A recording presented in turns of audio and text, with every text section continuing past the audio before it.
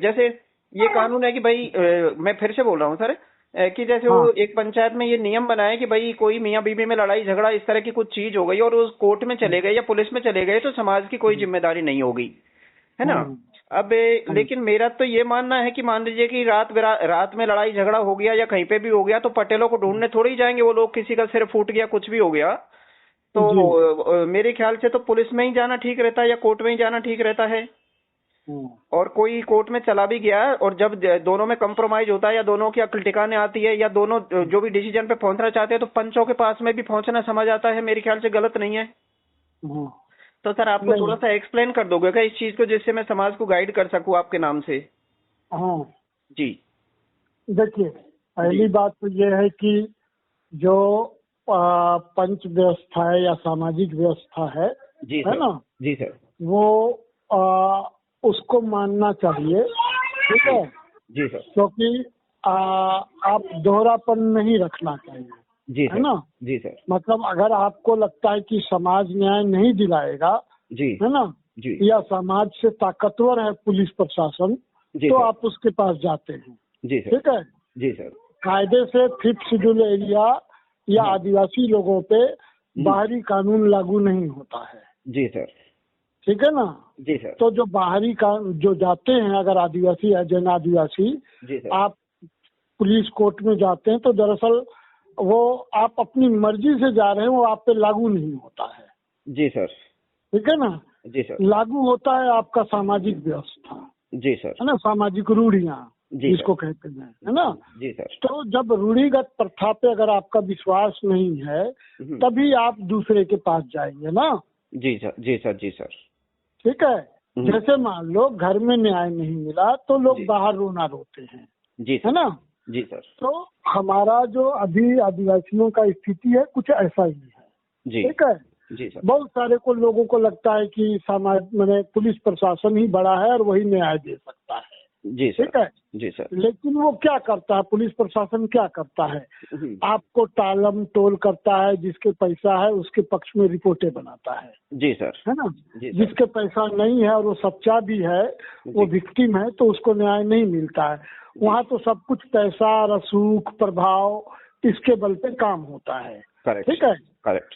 जबकि सामाजिक व्यवस्था में यह है कि हो सकते है कि कोई पंच पक्ष ले, कोई ना ले, लेकिन पूरा समाज सुनता है ना वहाँ। जी सर। जी सर। पूरा समाज सुनता है, तो अगर पंच गड़बड़ कर रहे हैं तो समाज उनकी आलोचना भी करता है। जी सर। है ना। जी सर। भले मुंह पे शायद ना बोले, है ना, लेकिन लोगों के मन में तो ये रहता है कि ये जो न्याय हुआ ये गलत हुआ। ठीक है। जी सर। तो अब देखिए, जो आपने कहा कि कोई इंसिडेंट की मान लो रात में कोई घटना हो गई, है ना। जी।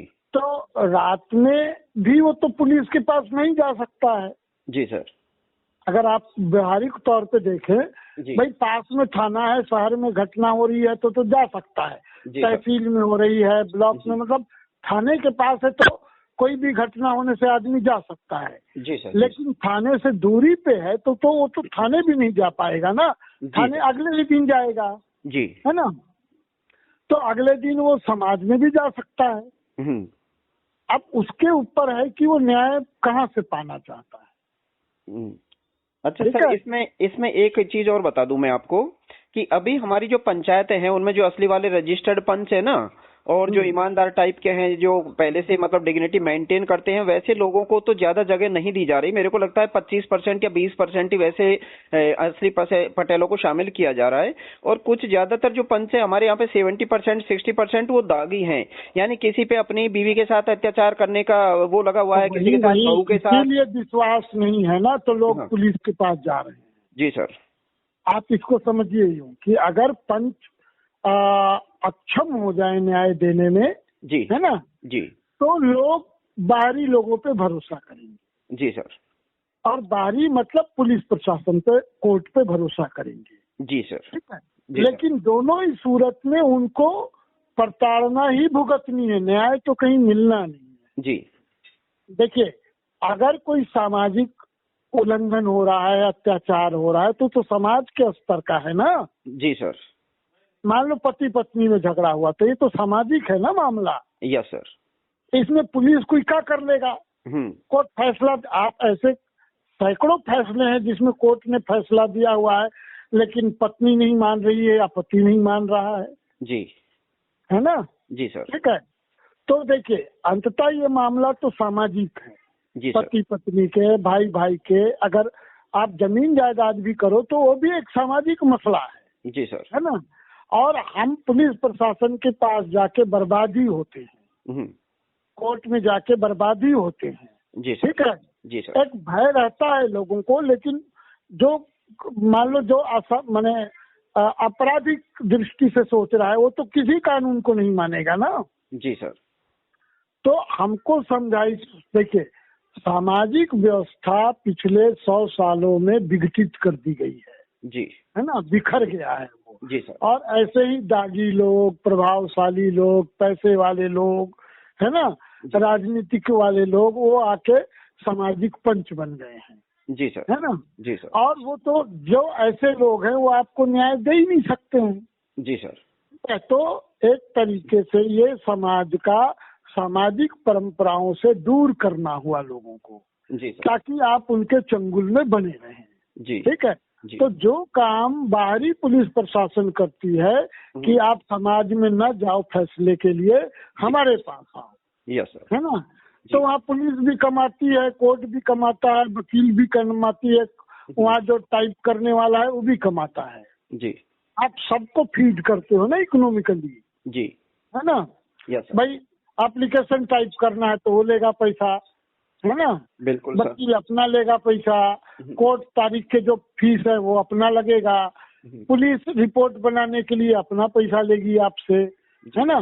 जी। तो वो भी पैसा लेते हैं, और जो असामाजिक तौर पे सामाजिक पंच बन गए हैं वो भी पैसा लेते हैं। जी सर। पहले के समाज का तो एक नियम था ना। जी। हाँ, वो नियम के अनुसार काम करते थे जो पंच पटेल होते थे। ठीक है। जी सर। ठीक है। उसमें एक दो लोग खराब होते थे, लेकिन पूरा तो नहीं होता था ना खराब। जी सर। अभी तो है कि पूरा ही खराब है। जी जी जी। तो देखिए, लोगों को ये समझना पड़ेगा कि आप उनको पंच माने जो सामाजिक रूप से पंच का दायित्व निभाने लायक हैं। है ना? जी सर। पंच पटेल की प्रथा जो है वो आनुवंशिक नहीं होती थी। जी। है ना? जी। वो परिवार और जाति की नहीं होती थी। जी। जो उस तरह के बुद्धिमान लोग होते थे, समझदार लोग होते थे, अनुभवी लोग होते थे, वही इस पद को संभालते थे। जी। ठीक है। जी। जो तेरा मेरा नहीं करेंगे, है ना, जो समाज का हित सर्वोपरि रखेंगे। जी। ठीक है। तो अभी हम लोग डायलेमा में फंसे हुए हैं। है ना? उधर के हैं ना इधर के हैं। जी। ठीक है। खास करके अगर हम मीणा समाज की बात करेंगे तो। जी। ठीक है। बाकी जगहों में आदिवासियों में वो हालत नहीं है, उनके पंच प्रशासन व्यवस्था बहुत माने वो भी बिखरी है, लेकिन तब भी वो ठीक है। है ना? लोग विश्वास करते हैं उसकी बैठकों को, उसके नियमों को मानते हैं। जी। है ना? और वो लोग सामाजिक हित में फैसला लेते हैं। तो व्यक्ति देख के फैसला नहीं लेते हैं। है ना? जी। तो और अगर फैसले से विवाद है तो पूरा ग्राम काउंसिल उस पर बात करता है ना? जी। ये व्यवस्था मीणा समाज में मैंने कहिए कि छिन्न भिन्न हो गई है ना? उसी का फायदा उठा रहे हैं लोग।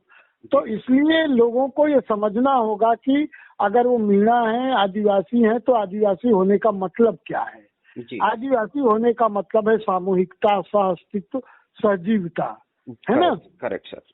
हाँ, हम सब लोगों का सर्वाइवल एक दूसरे के साथ बंधा हुआ है। है ना? हम को एग्जिस्टेंस में विश्वास करते हैं। है ना? कि वो जिएगा तभी हम जिएंगे, मेंढक रहेगा तभी पर्यावरण रहेगा। है ना? Correct sir. अगर मेंढक मर जाएगा तो मच्छर बढ़ेंगे, आप मच्छर नहीं खत्म कर सकते हैं। जी। है ना? मेंढक गिरगिट होने चाहिए जो इस तरह के कीट पतंगों को खाते हैं। जी। आप मेंढक और गिरगिट मार देंगे तो आप मुश्किल में पड़ जाएंगे। शहरों में सबसे बड़ी समस्या है ना, तालाब पोखर ये सब कम हो गए, मेंढक खत्म, तो मच्छर की तरह तरह की बीमारियां आती है, ये बुखार वो बुखार लंग, है ना? जी सर। तो जो को एग्जिस्टेंस का मतलब है कि अपने पर्यावरण के साथ अपना माने सहजीविता का संबंध है ना? आप उसका ख्याल रखेंगे, वो आपका ख्याल रखेगा।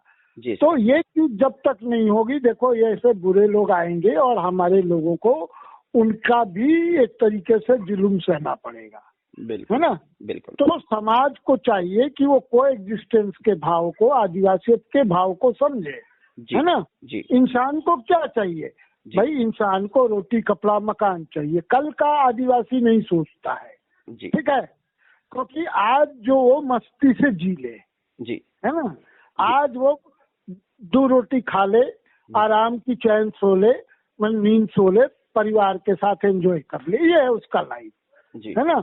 और उसका आज ही कल भी है और आने वाला कल भी है जी। ठीक है, तो इसलिए वो जमा नहीं करता है जी, है ना। जमा नहीं करोगे तो आपको न तो उसको बचा के रखने का टेंशन जी, है ना जी, न उसके लूटे चोरी जो हो जाने का टेंशन। ठीक है, तो वो टेंशन मुक्त जीता है।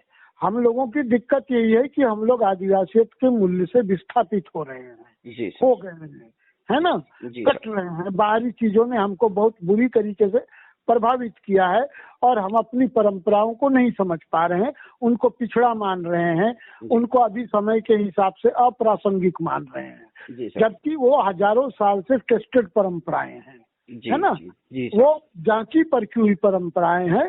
हाँ, उसमें अगर कुछ खराबी है तो उसको साफ कर लो जी, है ना, उसको साफ कर लो। जैसे पुरखों ने ये नहीं कहा है कि उसको मैंने ऐसे ही हार्ड मानो, उसमें अगर समय के हिसाब से कोई बदलाव है तो बदलाव कर लो जी, है ना जी। ठीक है, तो परंपरा का अर्थ ही होता है समय के अनुकूल हो जाना, है ना। मूल लक्षण या चरित्र को बनाए रखते हुए समय के हिसाब से रूप में थोड़ा परिवर्तन कर लेना, यही परंपरा है जी। तो हम लोगों को ये देखना है कि ये जो नए लोग आ रहे हैं वो अपने वेस्टेड इंटरेस्ट के कारण आ रहे हैं जी, है ना, उनका स्वार्थ है, वो समाज का स्वार्थ नहीं देखते हैं है ना। लेकिन हम लोग भी उनके पैसे, उनकी दबंगई, उनके बने छल बल में हम भी फंस जाते हैं। तो हमारे लोगों को निकलना है, और कोई भी बड़ी समस्या है, घर परिवार समाज ही उसका हल है ना जी। कोई बाहरी आदमी एक पति पत्नी के गलत फहमी को कोई बाहर वाला कैसे दूर कर सकता है भाई? करेक्ट सर, है ना जी। और पति पत्नी के रिश्ते घर के अंदर ही सुलझते हैं जी, है ना जी सर। अगर वो बहुत ऐसा नहीं हो गया हो कि नहीं अब हम तो किसी भी सूरत में नहीं रह सकते हैं, है ना जी, ठीक है जी सर।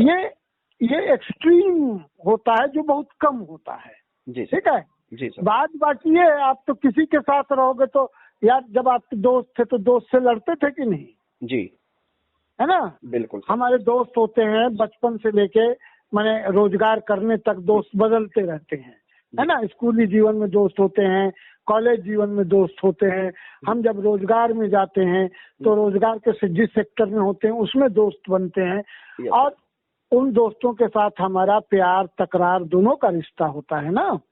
कहावत है ना कि भाई घर में बर्तन रहेंगे तो टकराएंगे जी, है ना जी। तो पति पत्नी का रिश्ता, माँ बेटे का रिश्ता, भाई बहन का रिश्ता, भाई भाई का रिश्ता ऐसा ही होता है।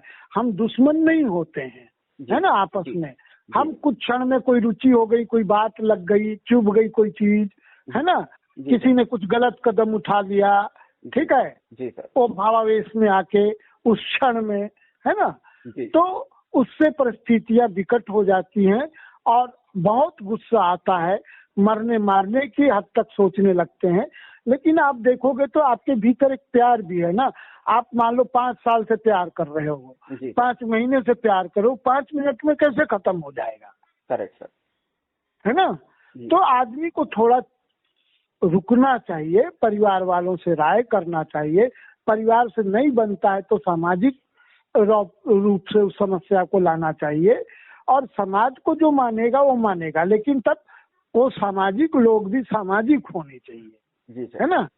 जो आप बता रहे हैं कि दागी हैं, इस तरह के लोग हैं, तो वो लोग तो सामाजिक है नहीं ना, वो असामाजिक है, तो बन रहे हैं सामाजिक जी, है ना। तो समाज को ये समझाना बहुत जरूरी है कि हमारा पंच पटेल का व्यवस्था पारंपरिक होना चाहिए। समाज चुनेगा पंच पटेल, कोई खुद से खुद को घोषित नहीं कर सकता है जी, है ना जी सर। आपको किसने हक दिया है? हमने तो आपको चुना नहीं जी, हमने चुना नहीं, आप कैसे हमारे पटेल हो जाओगे जी, पंच हो जाओगे जी, ठीक है। तो पब्लिक में ये कॉन्शसनेस लाने की जरूरत है कि सामाजिक होना क्या है, परंपराएं क्या है। और कोई भी सामाजिक जो है ना, देखो समाज को तोड़ने वाला काम नहीं करता है जी सर। परिवार को तोड़ना उसका काम नहीं है, परिवार को समाज को जोड़ना उसका काम है। Yes sir. तो जैसे आप देखेंगे फैमिली मैटर में भी एक फैमिली कोर्ट पहले आपको टाइम देता है जी सर। है ना, काउंसलिंग करता है आपकी जी। ठीक है। अब वो ठीक है थोड़ा मशीनी किस्म का है और वो अपने ढंग से करता है, लेकिन प्रक्रिया तो समाज वाला ही निभाता है ना। जी सर। समाज में भी क्या होता है, जैसे पति पत्नी में, भाई बहन में, भाई भाई में लड़ाई हो गया तो परिवार के दूसरे लोग उसको की काउंसलिंग करते हैं जी। है ना। उस काउंसलिंग से भी जब बात नहीं बनती है तब न मैटर पंच के पास जाता है। जी सर। जी सर। एक बार की तो नहीं चला जाता है। जी। आप फैमिली कोर्ट में भी जाओगे तो यही प्रक्रिया है। जी। वो आपको टाइम देंगे, काउंसलर देंगे है ना। जी सर। और जब नई बात बनेगी तब उस पे हियरिंग शुरू होती है। जी जी है ना।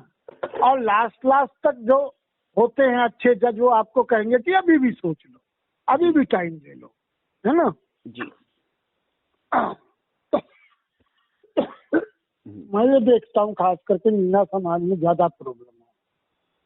मैं ऐसे कई केसेस जानता हूँ। एक्चुअली प्रॉब्लम क्या है ना हमारे यहाँ पे कि अपन को आर्टिकल 13(3) ने ये तो कस्टमर्स का राइट्स तो दे दिया, कस्टम्स का राइट तो दे दिया, लेकिन हमारे यहाँ पे गाइडलाइंस है ही नहीं। जो पूर्वी राजस्थान है ये तो अनुसूचित क्षेत्र में भी नहीं आता और यहाँ पे गाइडलाइंस भी नहीं है कि किस कंडीशन में क्या किया जाना चाहिए। तो ये कस्टमरी लॉज को, इन प्रथाओं को ढूंढने के लिए मतलब कैसे फॉलो करें, किधर से फॉलो करें? आपके सामाजिक परंपराओं में है जी, है ना। जी, जो हमने कहा ना कि सामूहिकता, सहजीवता, स्वास्तित्व है ना। जी, ठीक है। तो ये जो सामूहिकता है वही आपका गाइडलाइन है। जी, देखिए संविधान एक गाइडलाइन होता है ना। संविधान एक गाइडलाइन है, वो कहता है कि औरतों के साथ अन्याय नहीं होना चाहिए, वो ये कहेगा। जी, इसका अर्थ हुआ कि अब सरकार उसको काम में लेने के लिए कानून बनाएगी। जी, है ना।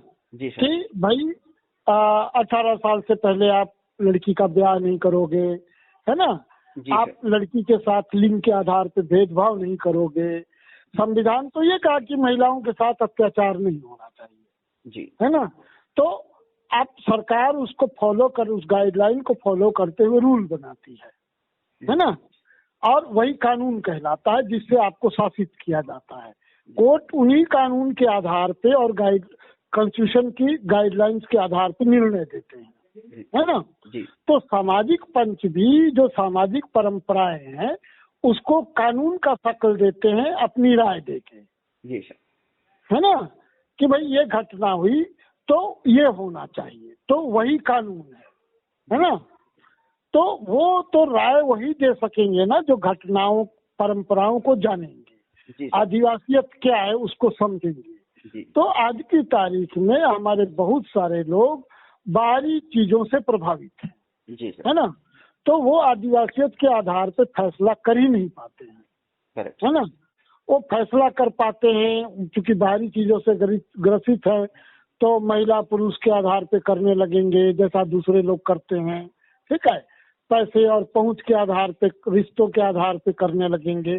तो ये आदिवासियत का तरीका नहीं है। आदिवासियत का तरीका है तो ये पहले समाज को समझना होगा कि आर्टिकल 13 है, आपको रूढ़िगत प्रथा का आपको देता है अधिकार। तो रूढ़िगत प्रथाएं है क्या, आपको ये समझना होगा ना। जी सर। तो किसी ने नहीं किया है ये काम, या पहले अंग्रेजों ने कुछ किया होगा, आप उसको देखिए कि मीणाओं की रूढ़िगत प्रथाएं क्या है। जी, है ना। जी, उसको कलेक्ट करना जरूरी है और उसको फिर नए ढंग से उनको उनकी व्याख्या की जाए, है ना।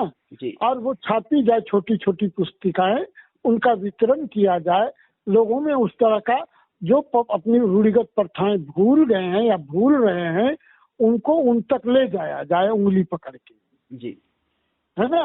वही आपको बचाएगा। कानून तो कानून है, जब तक इम्प्लीमेंट नहीं होगा उसके होने का कोई मतलब नहीं है। जी सर। तो गाइडलाइन हमारे पुरखों के हैं, आदिवासियत के गाइडलाइंस है, लेकिन उस गाइडलाइन को डिकोड करने वाले अब लोग नहीं है ना। जी, लोग नहीं है। अब जो लोग हैं आप कह रहे हैं वो माने 10% 20% बच्चे हैं तो उनको पैसे वाले, आपराधिक छवि माने मिजाज वाले और पहुंच वाले वो उनको आगे आने नहीं दे रहे हैं जी, उनको इग्नोर कर रहे हैं जी, है ना जी और वो अपनी चला रहे हैं। जी, तो इसमें बहुत ये करने का नहीं, आप एक काम करिए, रूढ़िगत प्रथाओं का संकलन कीजिए। पहले जो भी सुने वो आपको अच्छा लगे चाहे बुरा लगे। देखिए जो प्रथाएं बनती है वो अपने समय के हिसाब से बनती हैं, है ना।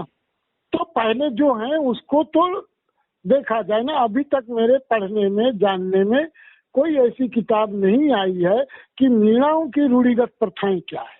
जी, ठीक है जी सर। तो मीणाओं की रूढ़िगत प्रथाओं को आप देखिए। जी सर। हाँ, रूढ़िगत प्रथाओं में है जो उसमें 3 संस्कार जुड़े होते हैं, जन्म, विवाह और मृत्यु। जी, है ना। दूसरा है डाइवोर्स, माने संबंध विच्छेद कैसे होगा। जैसे हमारे आदिवासी समाज में संबंध विच्छेद होता है तो जब तक लड़की नहीं, संबंध विच्छेद नहीं हो सकता है। जी सर। है ना। और लड़की जब कहेगी, लड़की की बात को प्रमुखता दी जाती है। जी, ठीक है। और हमारे यहाँ लड़कियां माने मनगढ़ंत बात नहीं करती। जी, उसको वाकई में तकलीफ है ना जी, तभी वो बोलेगी कि नहीं अब इसके साथ नहीं रह सकते। जी सर। ठीक है। तो क्या होगा, पंच बैठेंगे, उसके पहले समझाइश का प्रोसेस चलता है काउंसलिंग का, है ना जी। वो चलेगा, उसके बाद पंच बैठेंगे और जब वो समझ जाएंगे कि नहीं मामला संगीन है, लड़की का रहना ठीक नहीं है, तो क्या करते हैं, एक पत्ता लेते हैं और उसको फाड़ देते हैं। जी सर। हो गया संबंध विच्छेद। जी, समझ गए ना। जी सर। तो ये प्रक्रिया हमारे यहाँ सभी को पता है। जी। तो आपके यहाँ इसलिए भी बाहरी लोगों का भी बोलबाला बढ़ जाता है कि आपके लोगों को अपनी प्रथाएं ही पता नहीं है। जी सर। है ना। खास करके पिछले 60-70 सालों में आजादी के बाद जो माहौल बना है तो लोग प्रथाओं से दूर होते चले गए हैं ना जी। मान लिया है कि कोर्ट है, पुलिस है, वही प्रथा है, वही कानून है। लेकिन आपका कानून को सरकार, हमारे पुरखों ने इतनी लड़ाइयाँ लड़ी, शहादत दी, वो अधिकार हमको हासिल है जी कि हम कोर्ट जाएं कि नहीं जाएं। जी। कोई आदिवासी कह देगा कि भाई अगर पुलिस थाना आ भी जाए ना, उसको कह दे भाई तुम हमारे मामले में दखल नहीं दे सकते हो जी, संविधान ये अधिकार तुमको नहीं देता है जी, उसको जाना पड़ेगा जी, है ना जी। लेकिन लोग नहीं समझते हैं तो इसलिए पुलिस और को ये लोग अपनी मनमानी करते हैं। जी सर। तो पहला काम मेरा कर्तव्य यही है कहना आपसे कि रूढ़िगत प्रथाओं का संकलन किया जाए। बिल्कुल सर, बिल्कुल।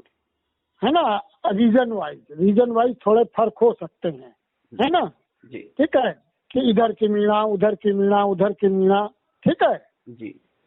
तो उनको उधर की मीणाओं का तो रूढ़िगत प्रथाओं का संकलन है, विद्वानों ने किया है जी, साउथ राजस्थान की मीणाओं का जी, है ना। इधर के मीणा आप लोग आदिवासी नहीं माने जाते थे तो लोगों ने उस तरह से स्टडी ही नहीं किया जी, है ना जी, ध्यान ही नहीं दिया जी। तो बाकी आदिवासियों के रूढ़िगत प्रथाएं हैं, वो संकलित है, उस पर काफी कुछ काम हुआ है और वो समाज खुद जानता भी है जी, है ना। हमारा हर आदिवासी समाज उधर का जानता है कि उसकी प्रथाएं क्या है जी सर, ठीक है। और उसी को बचाने के लिए वो लड़ते भी हैं जी सर, है ना जी सर।